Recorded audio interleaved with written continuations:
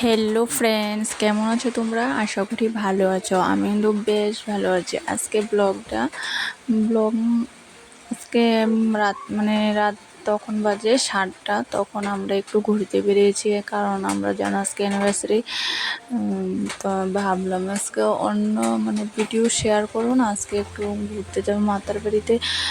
আজকেও জানো তো বৃষ্টির জন্য বেরোতে পারিনি, তাই চলে এসেছি মায়ের দর্শন করতে। সন্ধ্যা 7টা, তখন রাতে 7টা বাজে, তখন এসেছি মায়ের কাছে।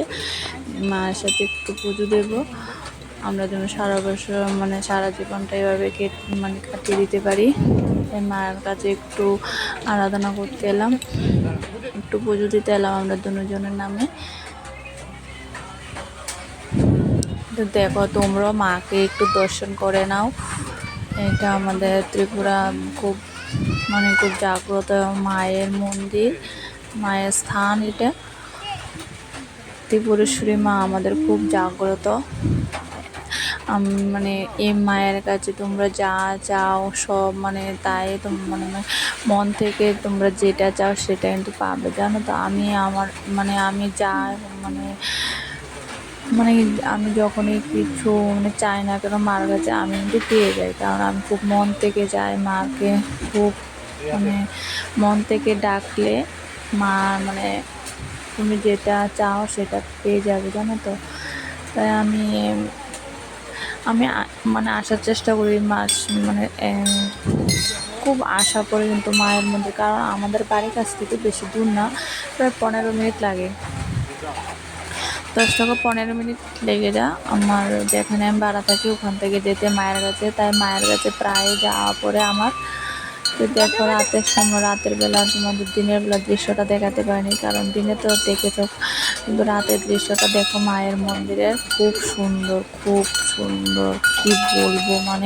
ওইখানে গেলে তো মন প্রাণ সব কি বলবো জুড়িয়ে যায়। এখানে শান্তির জায়গা একটা বলতে পারো। এত শান্তি লাগে ওইখানে গেলে, আর কি বলবো, আসতে মন চায় না, না খেয়ে থাকতে পারবো ওখানে, এত ভালো লাগে, জানো তো।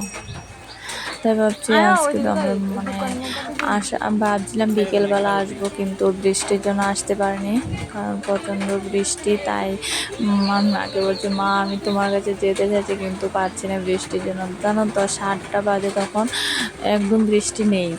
তারপরে আমি যে চলো রেডি হয়ে 10-15 মিনিটের মধ্যে রেডি হয়ে চলে গেলাম মার দর্শন নিতে।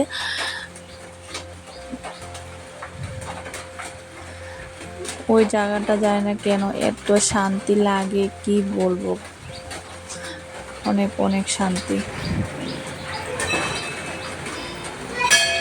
তো এখন আমরা চলে যাব, অনেকক্ষণ এসছি, প্রায় 1 ঘন্টার মতো আছিলাম ওইখানে। তো এখন আমি ঘন্টাটা বাজিয়ে নিয়েছি, কারণ ঘন্টা বাজাতে হয়, কারণ ওখানে তুমি গিয়েছো মায়ের কাছে দেখা, মায়ের সঙ্গে মায়ের মন্দিরে গিয়েছো, তো মা বুঝতে পারবে যে ঘন্টাটা বাড়ি দিলে যে মা সন্তান এসছে, বুঝেছো। ও দেখো একটা বিয়ে হয়েছিল, তাই আমি পুরো তুলে নিলাম একটু। আজকে একটা বিয়ে হবে এখানে। ঘন্টা ওই যে ঘন্টা না, ওটা বাড়ি দিলে মায়ের কানে পৌঁছায় যে ওর সন্তান এসছে, এরকম একটা শুনেছি আমি।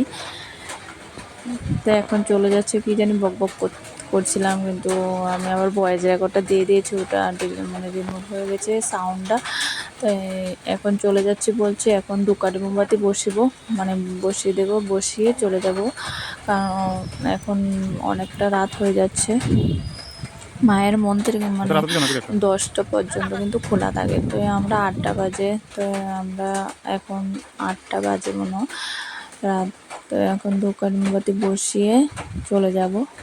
জানো তো মায়ের মন্দিরে এখন কাজ চলছে প্রচণ্ড, অনেকটাই হয়ে গিয়েছে। দেখো রাতের বেলা পুকুরে তোমাদের সঙ্গে কাছে মায়ের সন্তানদের দেখাতে পারিনি। মায়ের যে সন্তান আছে না পুকুরের মধ্যে, মাছ, তারপরে কিছুই দেখাতে পারিনি, জানো তো। রাতের বেলা এতে মনে একটু কষ্ট হয়েছে যে কিছু এই পুকুরের মায়ের সন্তানদের তোমাদের সঙ্গে একটু দেখাতে পারিনি তোমাদের। তো দেখো রাতের সবসময় তো দিনের বেলায় আসে, তাই আজকে রাতের বেলা একটু মানে ভালো লাগে রাতের বেলা আসলে, কিন্তু মায়ের মন্দিরের দৃশ্যটা অপূর্ব, একটু ভালো লাগে। তাই আসার পথে একটু শপিং মলে ঢুকলাম, ভাবলাম একটু কেনাকাটা করব, বেশি কিছু করব না, জাস্ট অল্প একটু করব,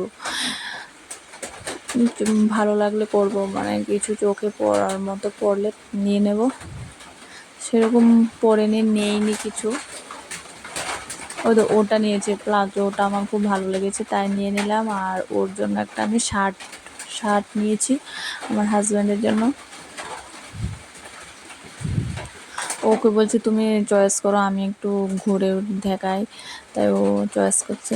তাই দেখো আসার পথে ভাবছিলাম রেস্টুরেন্ট মানে বসে খাবো, কিন্তু ওখানে না 10টা বেজে গেছে আস্তে আস্তে, জানো তো, মানে ক্লোজ করে নিচ্ছে। তো আমরা নিয়ে প্যাকেটিং করে নিয়ে চলে এসেছি বাড়িতে, বসে খেয়ে নেবো। রাইস নিয়ে এসেছি আর চিকেন নিয়ে এসেছি, ফ্রাইড রাইস আর চিকেন। তো আজকে ভিডিওটা এতটুকু, যদি ভালো লাগে প্লিজ লাইক করো, কমেন্ট করো আর বলো, আর সবাই মাকে প্রণাম নিও। ভালো লাগলে কমেন্ট করে বলো, আর একটা লাইক করে দিও, আর যারা নতুন তারা একটু সাবস্ক্রাইব করে দিও। টাটা,